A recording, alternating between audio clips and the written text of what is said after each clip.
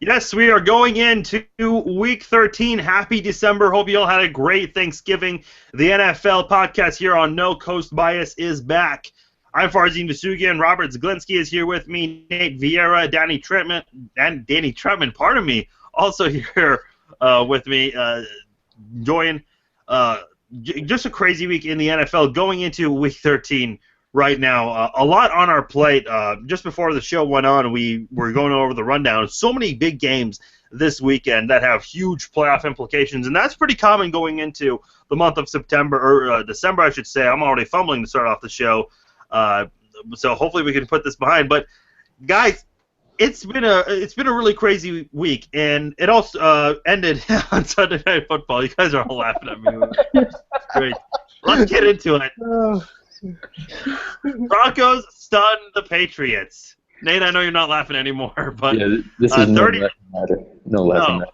Seriously. No laughing matter. 30-24. Seriously though, in Denver, a lot of people didn't really give the Broncos a chance in this one because they had Brock Osweiler, the very inexperienced Brock Osweiler. I mean, let's face it, this is essentially his rookie season. The amount of snaps he had against the Chiefs when Peyton Manning got pulled, that's the most he ever had in a game. His first start came against the Chicago Bears. He was able to pull off that narrow win there. Now against the Patriots, it's a tall order. And look, we can get into officiating as well, but at the end of the day, I think we still got to give the Broncos some credit here. And the Patriots, of course, they missed out Gronk, who's going to miss, looks like a couple of weeks. At first, the reports said that the Patriots weren't expecting him to miss a game, but that seems to be otherwise. Osweiler is 2-0 right now, and I've got to say I really like his leadership. Gary Kubiak, a lot of people were criticizing him, and look at this. Who thought that benching Peyton Manning, and I know he's hurt right now, but pulling Peyton Manning out of the starting picture, that seems to be helping the Broncos. No one saw that coming before the season. This is pretty huge, and of course this puts a small dent on the New England's season, not too big. Of course, they have had some crucial injuries, including just most recently with Gronk. Nate, I'll let you take this, kind of leave it open-ended. Where do you want to go with this? I could go many directions. I could take like the normal Patriot route right now and just blame the refs, which I think most people would agree some of the calls towards the end of the game, like the Patrick Chung pass interference, the Gronk offensive pass interference, there really wasn't much there, and most refs probably wouldn't call it, but that's just how the game went. The Patriots still had a chance to win overtime when they got the ball first, but losing Gronk just proved how bad their offense really is once you're playing with a bunch of like CFL receivers and LeGarrette Blount. Oh, man. For Brock Osweiler, tell us how you really feel. Yeah, I mean, if you look through, like, Keyshawn Martin, I think he's had one touchdown all year, and that was just in, like, garbage time. Chris Harper had the crucial punt muffed, which led to the Broncos scoring, and then eventually they went on, like, a 14-0 run, 17-0 run, whatever, to take the lead. And then, like, Scott Chandler, he's a nice, like, number 2 tight end. He's no number 1 like Gronk. But then, like, for Brock Osweiler, I'm not really impressed with how he's playing. He's just doing what the Broncos need, and that Peyton Manning couldn't do. He's just managing the game. The running game's finally taken off the past 2 weeks because they actually have a quarterback that doesn't turn the ball over every other throw. That's just the way I look at that. Like, Brock Osweiler, he really hasn't impressed me. He threw for like 270 and a touchdown and a pick, that's all they need at quarterback with how their defense is. Denver's points per game offensively has gone up a little bit. Again, it's a very small window. We shouldn't praise Osweiler so much yet. Bleacher Report did receive word. They had a source tell them that Osweiler is going to start the remainder of the season regardless. Basically, the word that they got was Osweiler would have to struggle immensely. Now, the Broncos, I believe their PR guys, spoke out earlier today and said that the rumors are not true. So as of right now, we don't know if Osweiler or Manning will be the primary starter when and if Manning is healthy. And it seems like they keep extending how long he's out for. Make whatever you want out of that. Danny, I want to go to you. It seems obvious that Osweiler is the right guy going into the postseason, isn't it? I'd agree, man. I think, like Nate said, he's not he's done all right. He's done everything they've asked him to. But with that defense, he doesn't need to be the Peyton Manning of old. He doesn't need to be even, Teddy Bridgewater or somebody that's, kind of. He doesn't need to be Alex Smith. He's just kind of doing what they ask him to, right? And with that defense, that's all they really need. I mean, he's better than Peyton Manning is because Peyton Manning's injured, obviously, and so he's an upgrade from that, and they were undefeated with Manning. So I mean, up until his last game, but he's doing everything they need him to, and I think you have to really move forward unless Manning is taking a miracle drug and can get back to the Manning of last year, which I doubt. So I think he's the way to go, but yeah, I think that's all they really need him to do at this point. What about you, Robert? No, Osweiler is the perfect fit. To go away from him now would be pointless. It's not even the fact that he's not doing anything spectacular. He can actually work from under center, and then Gary Kubiak's system, the sort of the one he's had in the Broncos with the 90s, or had with the Broncos in the 90s, and had with the Texans when he was head coach there. Then they can run this zone blocking scheme. They can do that play action attack. I mean, he's just a better fit. Peyton Manning's not a guy that's ever played under center. He's not comfortable doing it, and it shows. I mean, it almost goes without saying. Let me ask you guys this real quickly, because everyone in the AFC has now suffered a loss this season, and looking at the playoff picture, New England still has the best record in the AFC. The Bengals and Broncos, they both have a 9-2 record, and then you have a couple other teams. Teams like the Chiefs and the Texans, who we're going to touch on later, who have really turned their seasons around, a complete 180 that nobody saw coming. The AFC has really turned into a very competitive conference. At first, it was just the undefeated, the Patriots, the Bengals, and the Broncos, and then everyone else is second tier. Right now, we have some legitimate first tier and second tier teams, and then a third and maybe a fourth tier in the AFC. We've got a lot of competitive teams. Real quickly, going around the block, I'll start with you, Robert. Who is the best team in the AFC right now?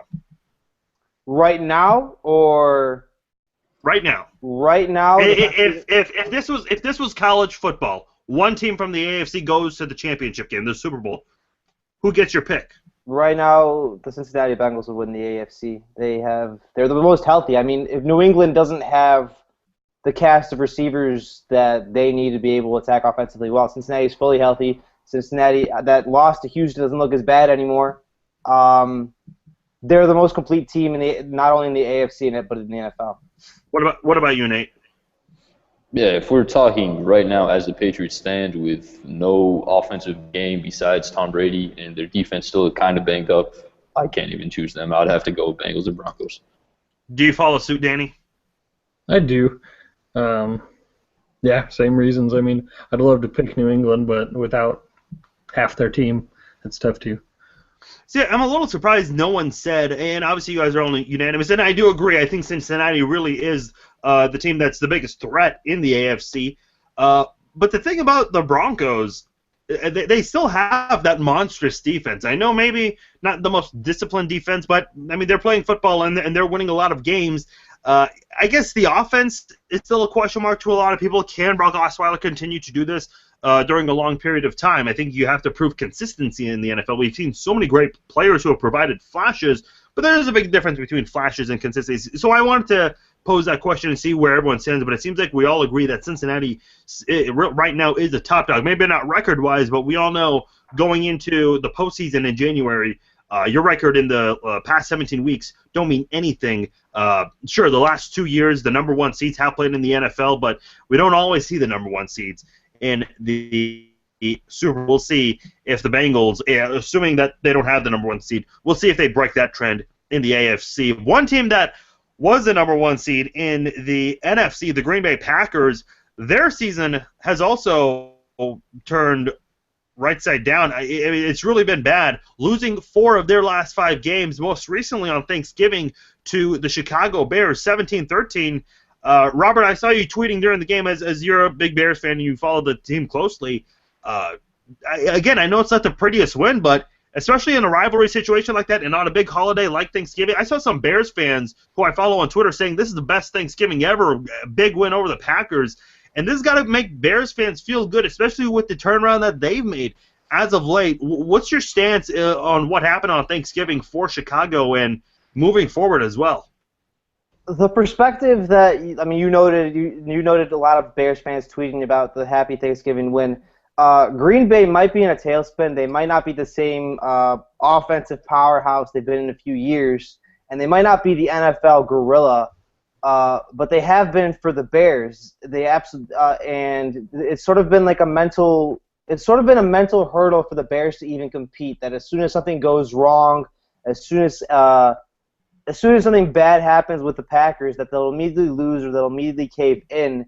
And this honestly felt like a franchise turning point, at least within the division, that there's a sign of progress, that finally times of relevancy are coming back. I mean, that's the fan perspective, and I really can't disagree. As far as the future, I mean, the Bears are doing this with Tracy Porter as their best cornerback, who's on his 5th team. Pernell McPhee is your only viable pass rusher. Shea McClellan is a converted defensive end playing at inside linebacker. And they just shut down arguably the best passer in the NFL to his worst ever passer rating in Lambeau Field. So they have a very winnable schedule down the stretch, and fans are excited. I'm justifiably excited. Maybe they don't make the playoffs, but they're going to make a run at this. They're a confident bunch. You saw it on Thanksgiving. We'll touch on the Bears later when we go to our predictions. As Robert and I just touched on, they're right there in the thick of it in the NFC. A little bit more challenging, whereas the AFC, a lot of teams still have a realistic shot. But guys, looking at the Packers, I'll start with you, Danny. Dropping 4 of their last 5 games, their last 2 home games, the Lions and the Bears, losing both of them. Again, narrow defeats, but at the end of the day, a loss is a loss and a win is a win, no matter how it happens. Green Bay's not really the invincible team at Lambeau Field anymore. This is a completely different Green Bay Packers team. Yeah, it's really weird. It's kind of unexpected. I mean, I think it was 2 weeks ago after they'd lost 3 straight. We talked about the Packers and what's the deal with them, and I wasn't really worried. I said they'd bounce back and recover from it with ease. Both Detroit and Chicago are both kind of on the up and up. Detroit with their new coaching situation and offense, and Jim Bob Cooter up there, and they're really doing good things. But then the Bears we just chatted about a little bit. So they've lost to some teams that are kind of on the rise, but I'm frankly really surprised about their last month of football, and they're not looking good. And at this point, I think Minnesota will win that division, and if Green Bay keeps going down the road they're going down, they're not even going to make the playoffs. After they started the season undefeated through 7 games. Yeah, it kind of makes me wonder. Yeah, it was 6 games. Kind of makes me wonder: is Green Bay going to be that team that maybe opens up the door for the the Seahawks are.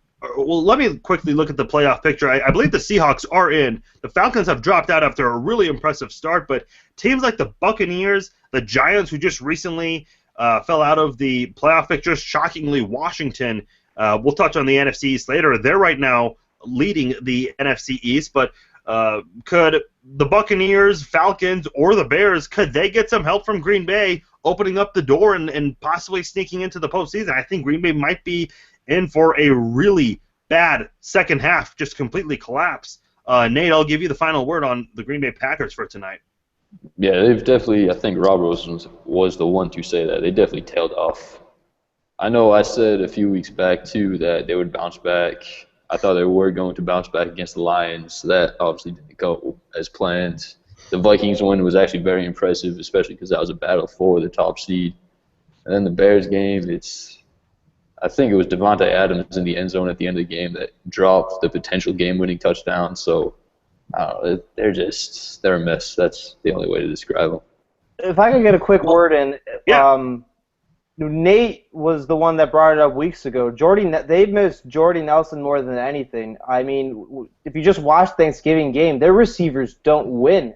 Their receivers, for all of the talk of a vaunted Packers receiving core these past few years, where Aaron Rodgers and his receivers are just playing backyard football, they don't do that anymore. These receivers, and Mike McCarthy's not exactly scheming plays for them to get open either. So they're getting locked down, and that's why the Packers have been struggling. You know, I do agree that like that's crucial. Injuries can really derail a football team, but let's not forget the Green Bay Packers, and I know Ryan Grant got hurt that year. I don't know of any other major mishaps in terms of health for the Packers the year they won the Super Bowl, but didn't they have 15 or 16 guys going IR? I feel like if there's a team that would not use injuries as an excuse, it would be the Packers. I think and a guy like Aaron Rodgers, I just feel like he could make everyone around him better. I think the difference is that team had a lot of excellent leadership. I mean, they had Charles Woodson, they had a lot more guys defensively, right? Or even Ryan Grant was still around the team, inspiring them and such. I mean, there's something off about them. And then I mean, we've been noting in the past few weeks, it might even be Mike McCarthy. There's just something off about them. It's not that they're using injuries as an excuse. Even Devontae Adams, who isn't injured, I mean, he dropped 3 or 4 passes on Thanksgiving. I mean, he has a serious case of butterfingers this season, and they were counting on him to be that Jordy Nelson replacement. He's just not playing well at all. Let's stay with the NFC North for one moment because Minnesota really put a beating on the Falcons to take first place in the NFC North. Adrian Peterson, I mean, again, the guy, after what he went through, obviously not a lot of people stand behind him in what happened, but still, to be away from football for so long and come back and just at such a high level, he's really helped out the Minnesota Vikings. I think you look at the quarterback situation there, I mean, it's really turning good for Minnesota, and I think a lot of people are starting to get behind Teddy Bridgewater, but really impressed with what he's doing lately. The Vikings are really giving Green Bay, not just were they giving Green Bay a run for their money, they've obviously surpassed them not once but twice this year. Hopefully, from a Minnesota standpoint, it's this time for good, and you're never going to look back because, especially in the month of December when intensity picks up, this is the time where you put your foot on the pedal and never let go of the gas. Minnesota's a team that's really made a nice run. Struggled a bit early on, but they've made their case. I think they've proved that they are for real. They obviously just knocked Atlanta out of the playoff picture. Again, that's just for now. Atlanta can obviously come back. But the Vikings, guys, they're not just the best team in the NFC North right now. I think they might be the biggest threat to the undefeated Carolina Panthers, who, again, obviously have the only unbeaten record in the NFL right now. But Minnesota might be the biggest competition right up there with Arizona. Robert, what do you think about Minnesota right now? I mean, I'm in love with what they're doing. They're basically version of the Panthers at this point. I mean, Teddy Bridgewater's less experienced, so but in essence, I mean, he plays worse than Cam Newton, but they have the same kind of formula, ground and pound game, really physical, dominant defense, and you just sort of sick the dogs on everybody. That's the way they're playing football. And if you look at that formula, that formula is what's won the NFC the past 2 or 3 years, Seattle and San Francisco. So I'm really appreciating what they're doing. Adrian Peterson, notwithstanding, still looks like notwithstanding what he did, still looks like the best back in football, and I mean, he's carrying that offense by himself almost to a fault. Danny, what do you have to say? I like them to keep rolling. They got some tough games ahead of them. They got Seattle, Arizona, the Bears, Green Bay again, and the Giants. So they don't have an easy schedule. They have a pretty tough schedule the rest of the way out. But I still like them to take the division. They might end up losing, I don't know, call it 2 games. Even if they lose 3 games out of the last 5, I think they still take the North. And that schedule's tough, but I still think they're going to roll right on through, and they could make a dent in the playoffs here. Nate, do you think Green Bay can make a comeback and turn around, or do you think Minnesota's got this under control? I think with how Minnesota's schedule plays out, having the Seahawks and Cardinals back-to-back, and Green Bay playing – I just had it up too. God damn. Green Bay playing the Lions and Cowboys, then the Raiders. The Vikings and Packers play each other the last week of the season, so I think the division will come down to that game, just based off those next 2 games for each opponent. That's just how I see it playing out. But Adrian Peterson's a beast. You never know. He could just run over the Seahawks and Cardinals defense. And he's done it to the Packers before, too, if we don't really we can't forget. So he just destroys everyone. I do disagree with that sentiment that Minnesota's among the class of Arizona. I just I don't think their passing attack is good enough. I mean, the offensive line is still among the worst in the league. So Teddy Bridgewater, part of the reasons why I'm not a fan of him, and it's not exactly his fault. I mean, actually, I should take back a lot of what I've said because he doesn't have much time to create or look for receivers downfield. I don't think they can score like Arizona. I'd agree with that. Let's go to the Seahawks. Because for the first time this season, the team that's been in the Super Bowl back-to-back seasons, the most dominant team the past 2 years, have not been above 500 until right now. This season has only been a big disappointment to a lot of us this year. Right now, they are in the playoff picture. They have snuck in. They actually replaced the Falcons in the playoff picture as one of the wild card teams. So the Seahawks are starting to get things going a bit. We haven't seen consistency. When the Seahawks get going, we think they've got everything right, but then we see them go back down. So the Seahawks have been up and down team. Russell Wilson had a great game, 5 touchdown passes. We'll get into the Steelers in a moment as they just lost Ben Roethlisberger to a concussion. No word yet on what his status is, whether or not he'll come back this week or the following week. And Roethlisberger's been injured a couple of times this year, so this definitely has not been a good season for Roethlisberger and the Steelers under center. But the Seahawks, guys, where has this team been? I mean, it's about time that we get this Seahawks team on a roll. Danny, it's got to be a surprise to you, as it is for the rest of us, that it took Seattle this long to figure it out and get into the playoff picture. Yeah, it is a surprise, but I didn't expect them to do it that way. I mean, to put up 39 points is crazy. That offense doesn't do that. Russell Wilson had his best game he's had in the NFL so far. So I don't think you can expect that going forward, obviously, because his average is significantly less. But that was a huge game for him. They have a real tough route to the playoffs too, and there's a ton of competition in the NFC this year. I mean, at this point, there's God knows 8-9 teams that are fighting for a playoff spot at this point. So I think they're playing better than they did to start the season off, obviously, but I still think they missed the playoffs. Danny, what do you think? Do you agree with that? Or pardon me, Nate. I agree. I was gonna say, You agree with yourself. That's good. Okay. I was gonna hope you'd say that. Yeah, I think the Seahawks will still make the playoffs.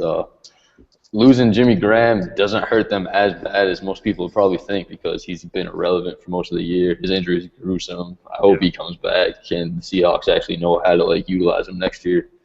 But looking at their schedule, they play the Ravens and Browns, who they had a shootout this Monday. Those are probably 2 wins for the Seahawks. They play the Rams. They should have beat the Rams the first time if Pete Carroll didn't decide to do the onside kick. Thomas Rawls has done a phenomenal job filling in for Marshawn Lynch. I'm assuming Russell Wilson will probably be able to work the play action a little more with Rawls playing how he's been. The defense is still one of the best in the league, so I think they'll somehow sneak in for the second wild card. It's been a really funny season for Pittsburgh, Robert, because they got off to a little bit of a slow start. Of course, playing New England on the road, that's a tall order, but the Steelers did find a way to turn things around, and we're in the playoff spot for a long time. And I think the Steelers, they own the 5 seed, and a lot of people thought, okay, Ben Roethlisberger was back when he was reportedly going to be out for 1 to 2 weeks. And I can't think, not Mike Vick, but Landry Jones. I forgot his name for a second. When Landry Jones came in there, got hurt, Roethlisberger came back in. So definitely kind of been a surprise, especially with the other injuries that Roethlisberger's had. Now he has a concussion, and those injuries you've always got to be just more extra cautious with because it's a head injury. You never want to rush players back with those kinds of situations. And right now the Steelers have been, as the Chiefs and the Texans have taken over, the Steelers, a lot of people thought that they were going to hold on to at least one of the wild card spots. We all knew the division was out of touch because of the Bengals, but seeing the Steelers kind of spiral down like this, it confuses us a little bit, and it kind of makes me wonder, is Mike Tomlin on the hot seat right now? Well, considering his decision making on Sunday, I mean, he might have to be. That there was that gadget play field goal that basically set up Seattle with their first scoring drive and ultimately proved to be the difference in the game. Not going for it or in the early goings. Pittsburgh's recent playoff success hasn't been fantastic either since they won Super Bowl 43. No, since they lost Super Bowl 45. Sorry, since they lost Super Bowl 45. This next stretch of the season is going to define them. And listen, that defense isn't playing exactly great. I wanted sort of to take that Danny, the route Danny took. Seattle, and they've looked better, but they really took advantage of a pretty bad Pittsburgh defense, the 30th ranked defense in the league. And this next stretch of the season is going to define them. I mean, they got the Colts Sunday night, who everybody thought was going to roll over without Andrew Luck, and they've gone 4-0 with Matt Hasselbeck. Then they have to go on the road to Cincinnati, and then Denver visits them. After that, they'll have the Ravens and Browns. But for now, I mean, a team that everybody was considering a dark horse playoff contender, I mean, I have to sort of agree that they might not even make the playoffs at this point. I will probably go on a limb and say if Ben Roethlisberger isn't healthy, what's the exact report on Roethlisberger and his concussion? Last I heard, they thought he was going to play this week. Okay, so they should be fine. I'm just concerned if that defense can hold up. That's all I'm saying. Because when Russell Wilson throws 5 touchdowns on you when he's only thrown 10 all year, that's a concern. That's a concern to say the least. Well, you mentioned you think they may miss the playoffs. Looking at the AFC, and we've discussed this so much. Right now, there are 5 6-5 teams.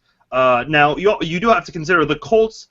Even though they are a 6-5 team, they're actually leading the AFC South. So let's take away the Colts from that picture because they're division leaders. You have 4 6-5 teams that are competing for the wild card spots, and then you've got, let's see, the Buffalo Bills are 5-6, and so are the Oakland Raiders at 5-6. You have 2 teams right behind you that could get the playoff spot this week if they come away with wins. The Chiefs right now on a 5-game winning streak, and the Texans, they're on a 4-game winning streak. Those 2 teams have really turned their seasons around. A lot of people criticize Bill O'Brien and Andy Reid and the jobs that they've done this season.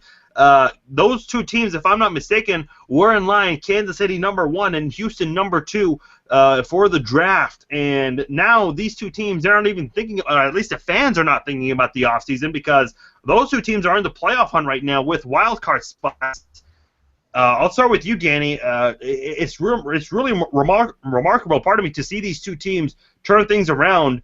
What are you impressed with the most when you see the Chiefs and the Texans? Well, man, we've talked about the Chiefs a lot the last couple of weeks, but I'm still really impressed by them. What really blows me away is that they can just seemingly plug in any running back they want, and the guy is a monster. Jamal Charles is out. Who cares? Jarkandrick West steps up. He's out. Who cares? Spencer Ware steps up. And they've just had no issue with the next man up. They're looking great, but 3 out of their top 5 or their next 5 games are going to be pretty tough. So they're going to have their work cut out for them. But yeah, I've been really impressed with them for sure the last few weeks.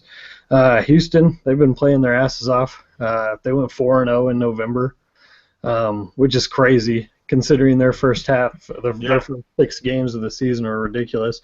Their schedule isn't too bad moving forward. They got the Patriots, who's we talked about are injury-ridden and pretty painful over the next 2 weeks. They will have Amendola back, but probably none of their other big-time names.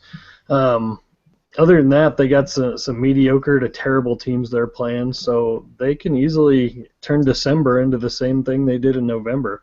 They gave up, this is one of my favorite stats, they gave up a total of 35 points in the month of November. 3 teams gave that up last week. So their defense is huge, out of their minds right now. So it wouldn't surprise me if they just kept on rolling like this.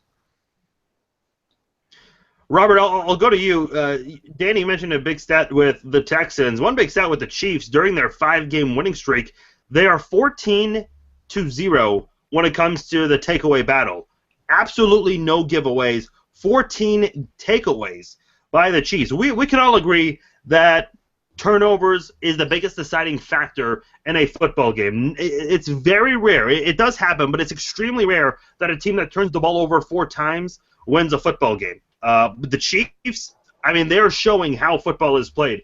Dominate the turnover battle and you'll win football games. And not only that, the Chiefs have really turned their season around.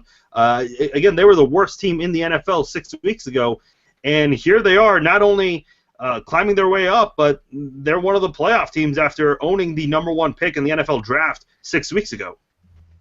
Yeah, I think it speaks to the management that Andy Reid has done in sort of catering the system offensively, because that defense is still pretty great, so they were going to play well regardless and get in tune anyway. But Andy Reid's sort of gotten his offense up in tune, and I see you live tweeting during Chiefs games. I mean, Alex Smith has gone 283 passes without throwing a pick. Is that? Yeah, that's accurate? correct. That's right now 4th most in NFL history. So he's chasing Tom Brady. He hasn't turned over the ball in 4 or 5 games. When your quarterback Week 3. Okay, 3 games. Sorry. When he hasn't done that, when he hasn't turned the ball over, when you're running the ball well, when you have all that formula, like you said, I mean, they're playing football at its core, and it's showing off. I'm not sure how much. I'm not sure what their peak or ceiling is, but it's been exciting to watch them rise, and it's been actually kind of a joy to be able to talk about them the past few weeks and have them be relevant. As far as the Texans, I mean, I can't say enough. I'm just shocked. I don't even have any relevant analysis prepared for them, because I don't know how they're doing it with T.J. Yates as their backup, as their quarterback. Yeah, it was Ryan Mallett, and I can't even remember who the other guy was right now. Hoyer. Brian Hoyer. That's right. I mean, it was going to be one or the other, and here's T.J. Yates. I mean, this guy's your savior right now. And Danny, you mentioned it with the Chiefs. No matter who they have at running back, maybe one of us could line up at running back at this point. Who knows? And rush for 100 yards for the Chiefs. Worth noting, though, the Chiefs did suffer 3 injuries at the offensive line, so that is a concern for the Chiefs moving forward. Nate, I'll let you finish off the AFC playoff talk here with the wild cards. A lot of people thought that the Chiefs would finish as the 6th seed and the Steelers would finish as the 5th seed. We've already seen a change in that with the Steelers falling out and the Chiefs climbing. Right now it's the Chiefs with the 5th seed and the Texans with the 6th seed. Do you see, after Week 16, do you see it staying the same way, or do you think it changes? I can't see the Texans staying there. They shouldn't be that dominant as they've been in November. They really aren't that good of a team, but somehow they're pulling it off. DeAndre Hopkins has been an animal. The defense, like Danny said, only let up 35 points in November, which is phenomenal. But I just can't see the Texans staying in the wild card or even winning the AFC South. As for like the Chiefs, I love the way they're playing football. Their offense is basically how the Broncos imagined it, I assume, just having a QB who can manage the game, let their defense take care of it on the field and run the ball dominantly. That's just how I imagined the Broncos wanted their offense to be before Peyton Manning took over this year. But I think the Chiefs will stay in it. They'll keep the 5 seed. If the Chiefs win the Super Bowl, can all 4 of us contribute to removing the Larry Johnson jersey behind me and replacing it with a Spencer Ware jersey? I mean, I'll take the Larry Johnson jersey off your hands if that's how it's going to work. I don't know if it's worth the whole lot. I have no comment. Oh, man. If it was Priest Holmes, I'd even offer to buy it off of you. Roberts gave me a lot of hell this year for the Chiefs background, more so the Larry Johnson jersey. Long story short, I was in love with Larry Johnson when he started off.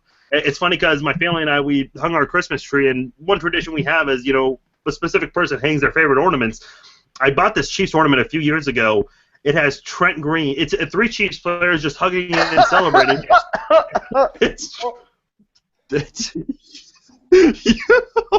Wow.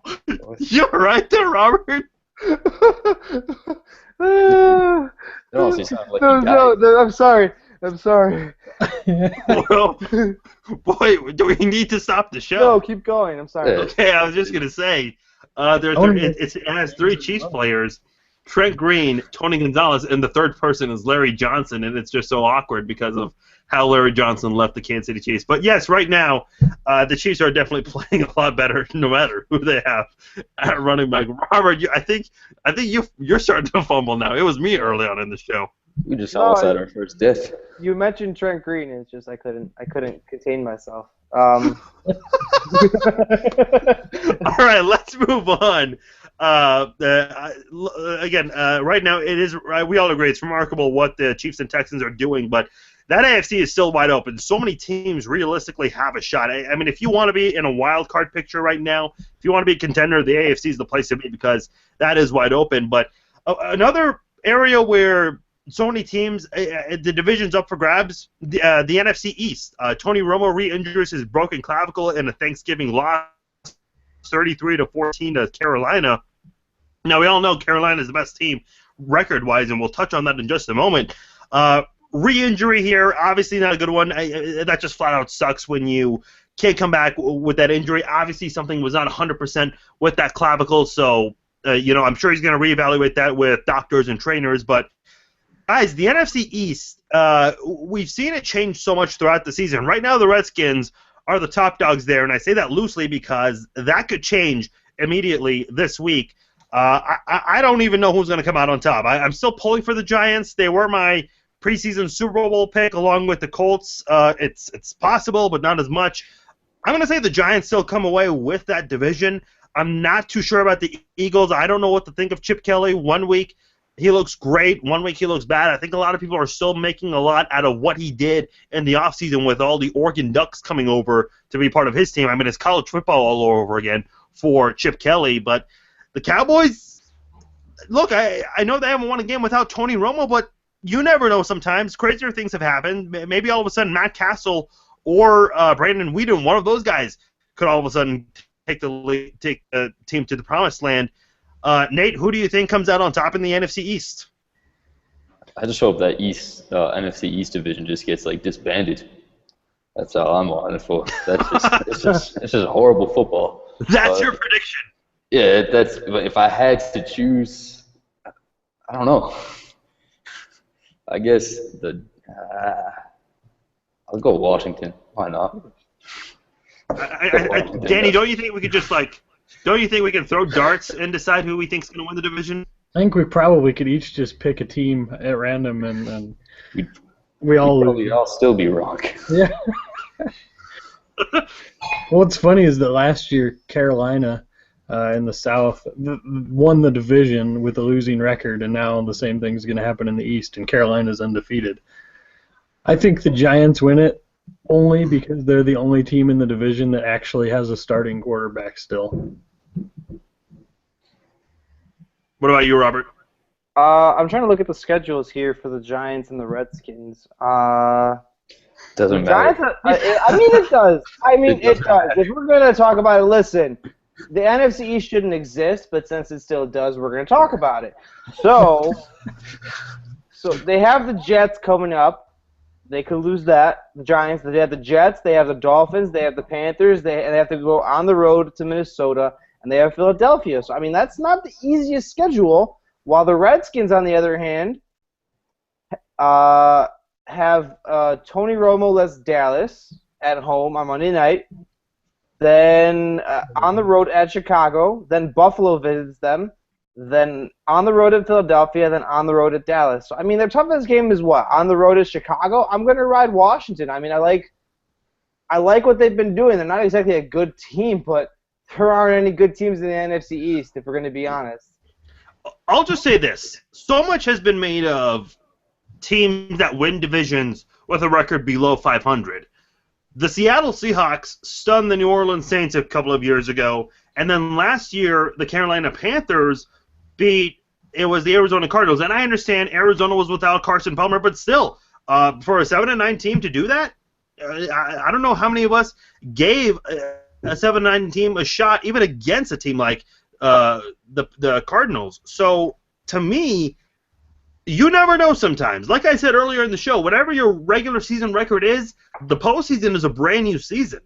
All 12 teams that are in it, look, your record's 0-0. And I understand a couple teams do have a bye week, but does the bye week always translate into success later on in the postseason? We never see that. So I'm still going with New York. I think New York can come away with it. I don't know what their record's going to be, but it is a division that's up for grabs, and if you're Dallas, sure, maybe the only sign of hope and optimism you have is that this is a really crappy division, and you've got to start now. But this might be one of the worst divisions I've seen in football. I will agree with that, but I still think winning your division has to hold value because you do host a game at home, and you never know from there what could happen. Yeah. No, I think I disagree, Farzin. I don't think winning your division should ever have a bearing on if you have a home playoff game at all. I think the NFL honestly has to go to the NBA model where teams will be you're seeded literally based off of your record. You play well through your season, and I mean division rivalry, sure, for schedule is great, but you should be rewarded based off your entire play of the season, not because of where the NFL aligned you 13 years ago. I completely disagree. Fair enough, and I think a lot of people would follow that sentiment with you. So, and the NFC, I hate to end it on this note, but it's one of those things where you just have to say, we'll see how things go, because it's so hard to point your finger and try to predict that.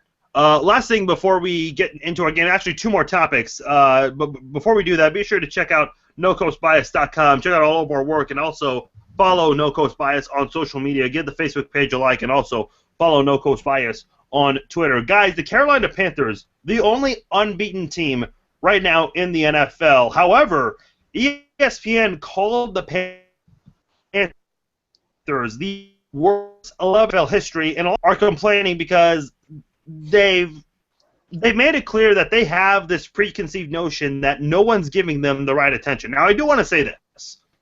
When you are the national media, and I listen to a lot of talk radio, a lot of national talk radio, and the thing with national talk radio is they're able to touch on so many teams.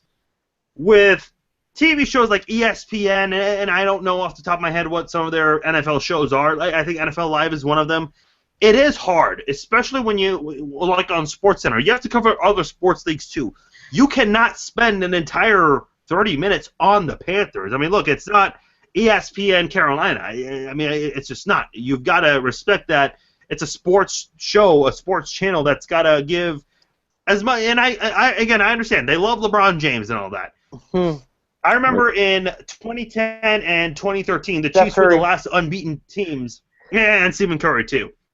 I remember here in Kansas City, the Chiefs were the last team to drop a game in 2010 and 2013, and a lot of Chiefs fans were complaining, hey, look, we're not getting the national respect that we deserve. And my response is, first of all, why do you care what other people think? Your team is winning football games. Second of all, kind of what I just said, a network cannot dedicate an entire 24 hours just to bend their knees and praise your team. I think there's so much made of Carolina and the outlook that people have on the Panthers. I'll start with you, Danny. Where do you stand on all this? We know how great of a team Carolina is. We've all given their credit. We've all done our due diligence. But in terms of the attention they're getting or lack thereof, what do you make? I don't know. I mean, I think they're getting a decent amount of attention nationally. When a Cam Newton celebration, or when he hands a ball to a little kid in the front row, or does his Superman thing, or whatever the case is, when that gets as much conversation and newspaper articles on the West Coast probably, and in the Midwest, I think whether it's about them winning games or not, there's still a lot of media attention on them. And the fact that they're 11-0 is probably the reason. If they were 3-8 right now, would anybody give two shits about Cam Newton handing a ball to an 8-year-old kid in the front row? Probably not. Would they care if he's, doing the dab or whatever the kids are doing these days? And probably not. But it's all over the media because they're 11-0. So I think they're getting plenty of attention for the right reasons. Maybe not, but who really cares? I'm kind of with you on that. Nate, what about you? Where do you stand? Yeah, I've had to deal with ESPN all summer covering the Patriots left and right about Deflategate. I don't care if they cover the Patriots at all. I follow people on Twitter who actually are close to the team, like Mike Reese. That's the only guy I can think of right now. There's more though. I'm not a fair weather fan. But yeah, it's just ESPN. They just have like their own deadline. They're all like for clicks, for views. So they'll do anything that will get them views. If that means not talking about the Panthers and talking about what Steph Curry ate for breakfast, they go with what Steph Curry ate for breakfast. That's how it works. Oh, you're gonna wait. You're gonna complain about their coverage of Steph Curry now? Come on. No, I'm just James, saying. You're a LeBron James fan. You're a oh, come on. All right. No, That's a separate conversation. That's a separate conversation. Yeah, I was just saying, like, compared, like, they would much rather talk about what Steph Curry's doing because more people, like, care about what he's doing than the Panthers being undefeated. Well, now we got Kobe's farewell tour, so that's gonna. Yeah, that's. No. It's all shit show. Go ahead, Robert. I think the Panthers have been getting actually a real decent amount of attention. I mean, ESPN's making up some BS statistics, like they're putting because obviously the Warriors are dominating all of their coverage, so they're putting like the Warriors and Panthers together because Steph Curry's a fan of the Panthers. So like the Warriors are 19-0 and the Panthers are 11-0, so the teams are combined 30-0. ESPN stats and info. I saw that a tweet the other night. Like, all right. Because that's so relevant. Because they're 30-0 together, an NBA and NFL team. That's a relevant statistic. So I mean, I think ESPN's giving them a fair amount of coverage because Steph Curry's a big fan. So Carolina is relevant in ESPN's eyes. No, in all seriousness, no. I think there's a lack of it. I think if this was New England going 11-0, I think if New England was 11-0 at this point, that going for that 19-0 push, that there'd be bigger hype around it. I don't know. It seems to be sort of lacking to me. I mean, here in Kansas City, when the last winter, pardon me, the Royals. I just heard so many complaints about how the Royals were not getting attention, and when I talked to Royals fans, I said, why do you give a damn? Why do you care what the national media has to say? Your team's going to do the work, and we all saw the Royals win the World Series. I think so many people make so much of off-season talk and power rankings. People love power rankings, but if their team's listed so low, they love to complain about it. And I'm like, why? Okay, if you love power rankings, but then you don't love where your team is, then why do you care? I don't know. Maybe I'm just different than a lot of sports fans. Me personally, I've always been the type of sports fan that, especially if it's the offseason and nothing's happened yet record-wise, who cares if someone thinks you're going to be the worst team in the NFL? Look, more times than not, whoever we think is going to be the worst team in the NFL generally doesn't become the worst team. Well, if you're the Browns, I mean, to be fair, that they'll be the worst team. But that's just a given. Man. I was gonna say, the point of the power rankings. I saw fans really mad, for example, that the Bears dropped a spot after beating the Packers. Who cares? It's the national media. It has no bearing. It's literally it's their opinion. It has no bearing on what happens on the field or on the product you watch. I just can't. I can't understand why people take other people's opinions so seriously, because possibly they don't have that platform on any level. Just there needs to be some kind of measure of calmness taking it back. Let me say one thing. If you are a national network, though, you do want to cater to where you get a lot of viewers. And let's face it, the top markets, places like New York, LA, Chicago, Houston, where you have so many people living there, obviously a lot of those sports fans will tune into ESPN or Fox Sports or CBS Sports, whatever the case may be. So you tend to want to cater a little bit to where you do have the most ratings. I think you have to consider that from a network's point of view. But look, at the end of the day, you do have local radio, local newspapers. You have WEEI in Boston. You have ESPN 1000 in Chicago. You have ESPN 710 in Los Angeles. If you're dying to hear about your team, listen to your local media coverage. I mean, look, your team is being talked about. It's just it cannot be talked about 24/7. I think that's my case to Panthers fans. You cannot be talked about 24/7. They are the best team in the NFL right now, record-wise. Everyone's aware of that. It's just there are 31 other NFL teams, and there are 4 other major sports leagues, and there's a lot going on in the world of sports.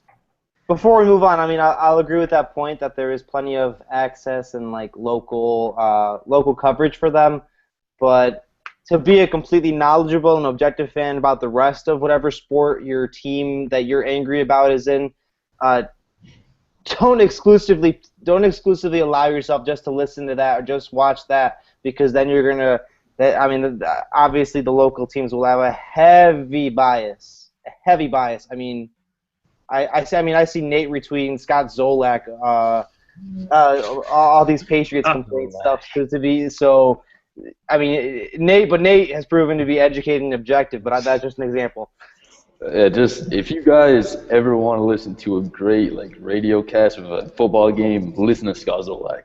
I couldn't watch the second half of the Patriots Broncos because I was coming back to school, but listening to him was the greatest moment of my life. The whole second half. All right. It was unreal. So that's a bucket list for all you guys. Listen to Scott Zolak one day. A bucket list that far. Okay. It's amazing. All right. Danny, I know the three of us have kind of gone back and forth on this. Do you have any final words to say on this subject, or do you want to move on? I'm good. Okay, all right. Before we get to our picks, can we respect Monday Night Football for 10 seconds? Because, let's face it, Danny, Nate, Robert, the three of you, and myself, none of us had any care for this football game, all right?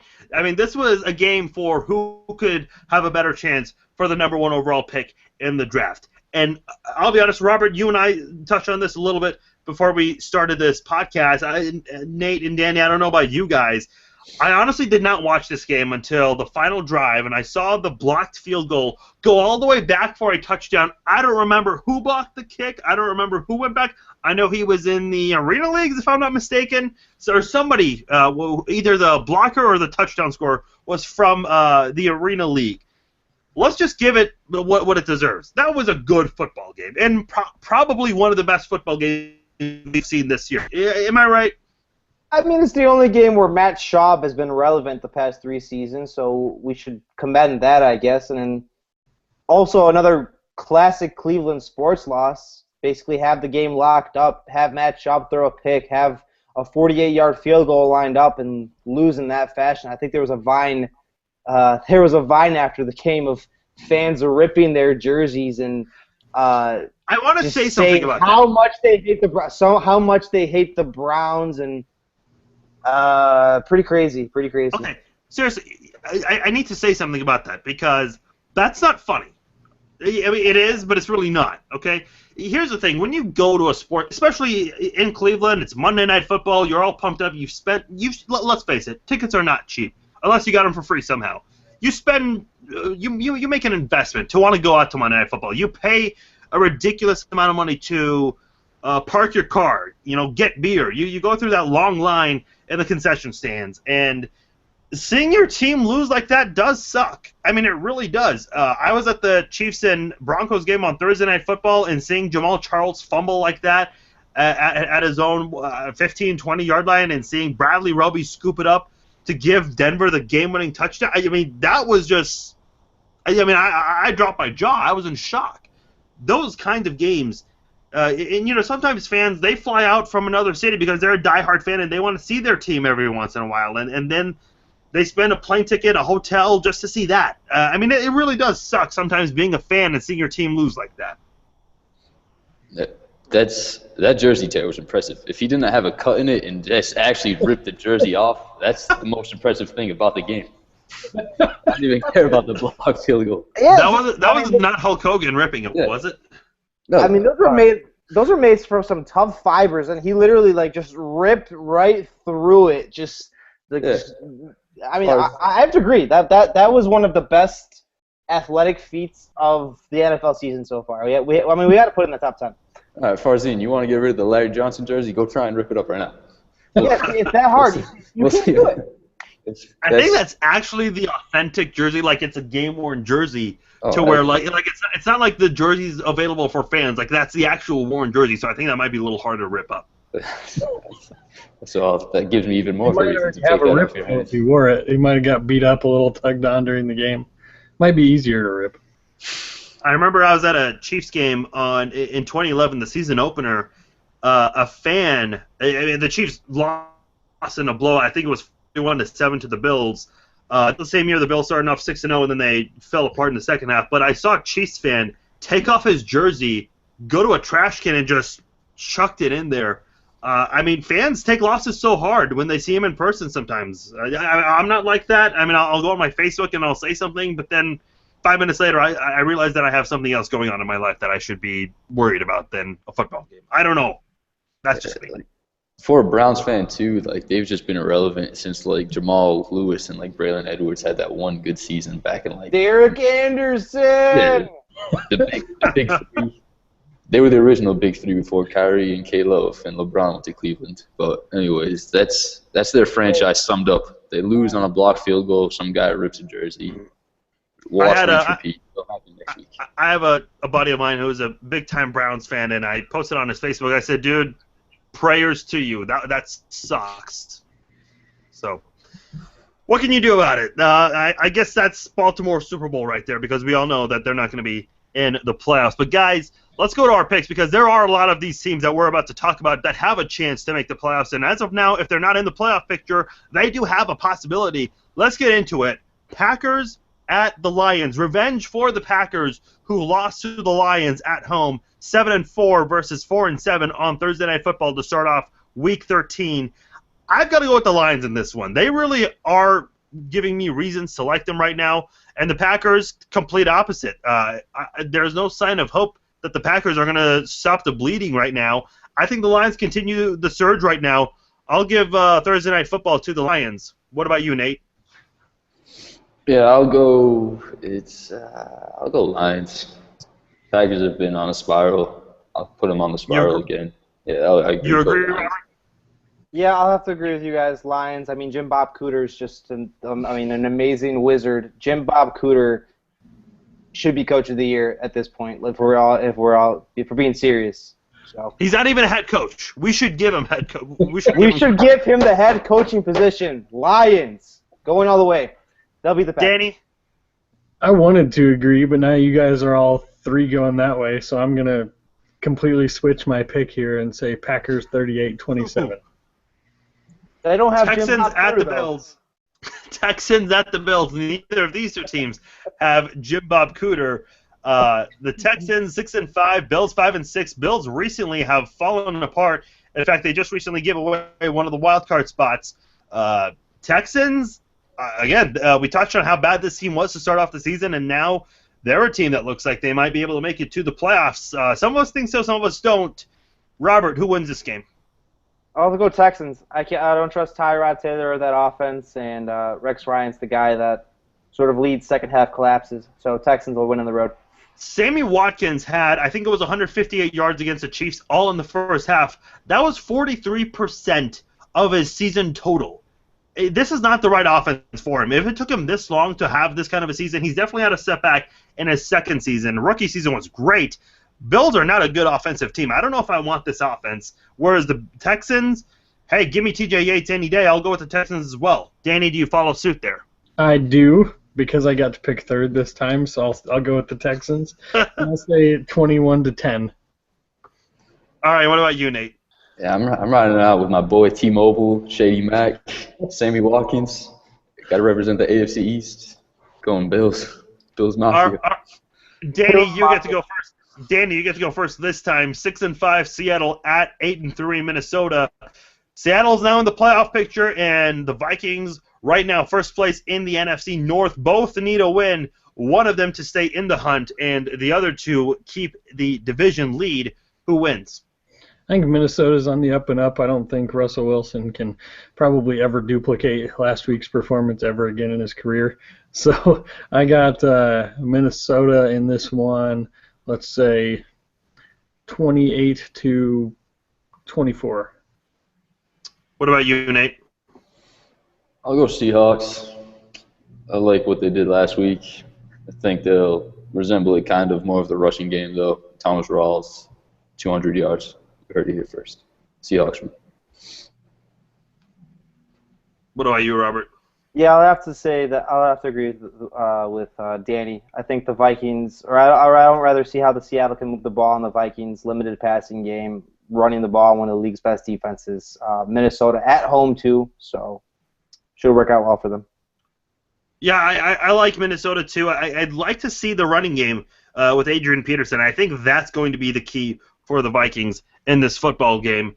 The Niners, I mean, their season it's in turmoil right now at 3-8, and they're going to visit a 5-6 Bears team. A lot has to go right for Chicago. They need a lot of help, but hey, look, Chicago's come this far, and it is possible. And Robert, you were the only one who picked Chicago last week. We all thought the Packers were going to take it on Thanksgiving. Do you think the Bears continue this streak? Without a doubt. I mean, they're playing Blaine Gabbert. Let's be honest. They're playing Blaine Gabbert on the road. No offense, Danny. I mean, he's not exactly the GOAT by any means. They're and the Niners are a completely different team at home. At home, all three of their wins are at home, while their average score on the road is 35-14, getting blown out. So, Nate, what do you see? Nate, what do you see happening?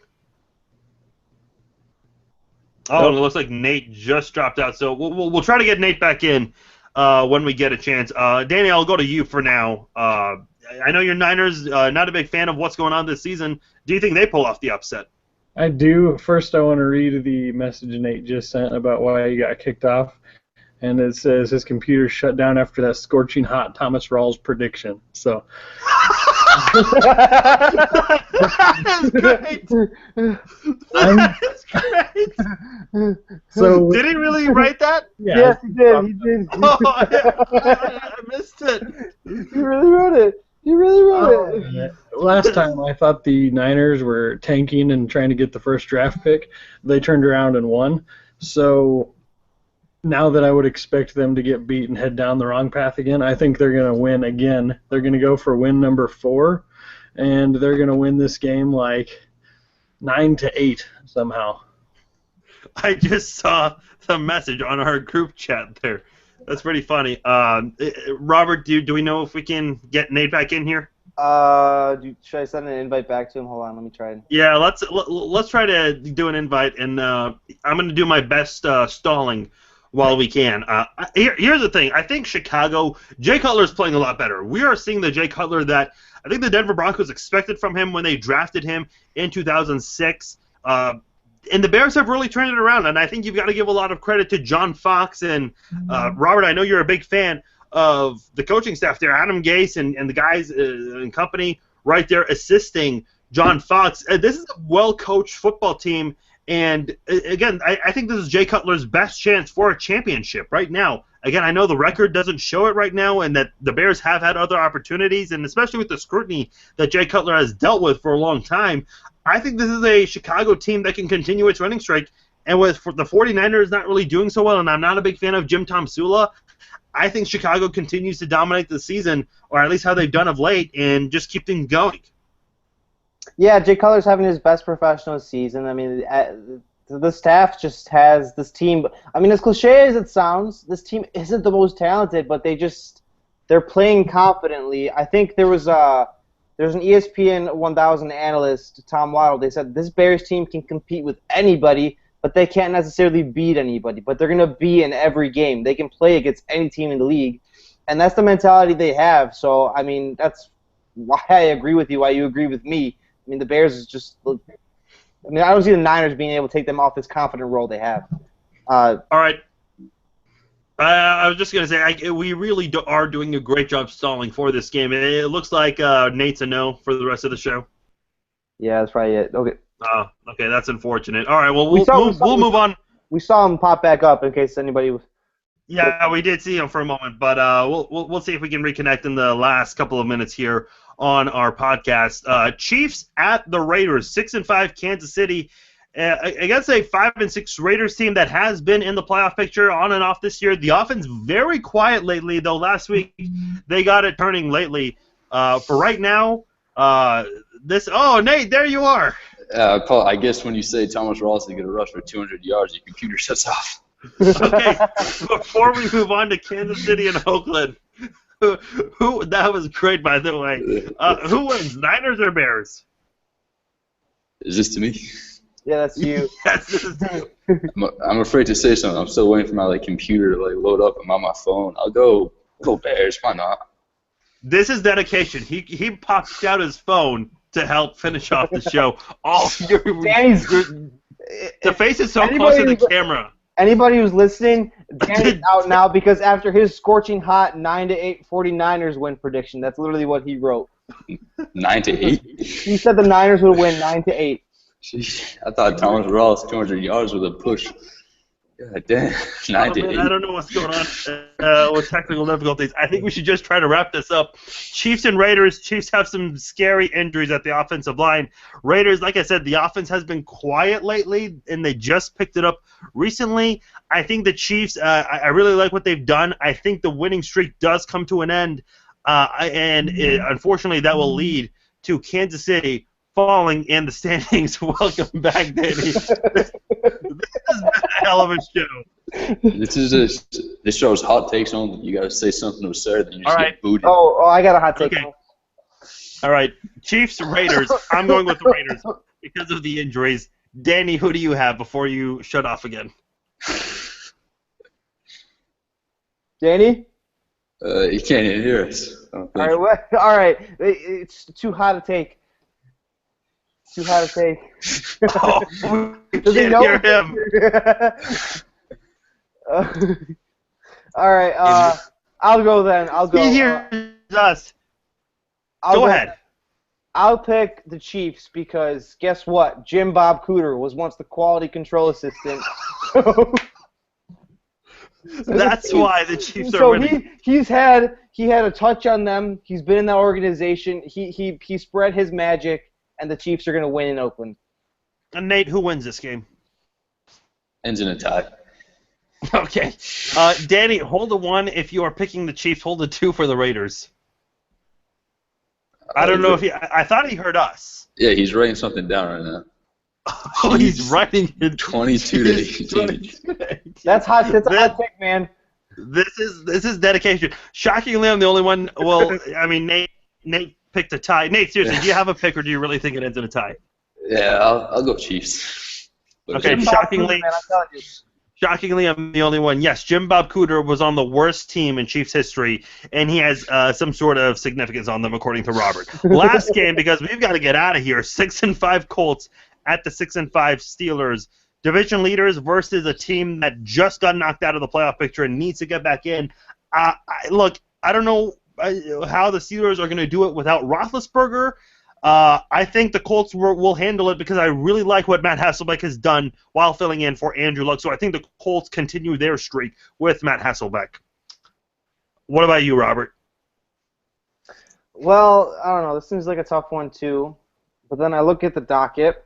In 2009 and through 2011, guess who was an offensive assistant with the Colts? Jim Bob Cooter. Colts win on the road on Sunday Night Football. I tell you, this man's a genius.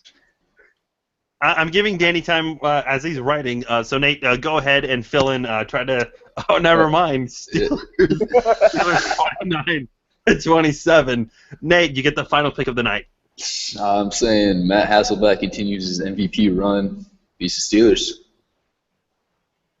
Hey, I mean, he is really valuable to that team. I don't know if he'd be the league MVP, but guys, I'll go ahead and wrap it. We've had fumbles, we've had technical difficulties, we've had it all here on this podcast. Probably not the best podcast in the world. I'd be interested to know what our editor-in-chief Derek thinks of this podcast. Until then, hopefully next week we have a better technical setup here on our show. We'll definitely figure out the technical glitches. Until then, we'll talk to you next week. Take care.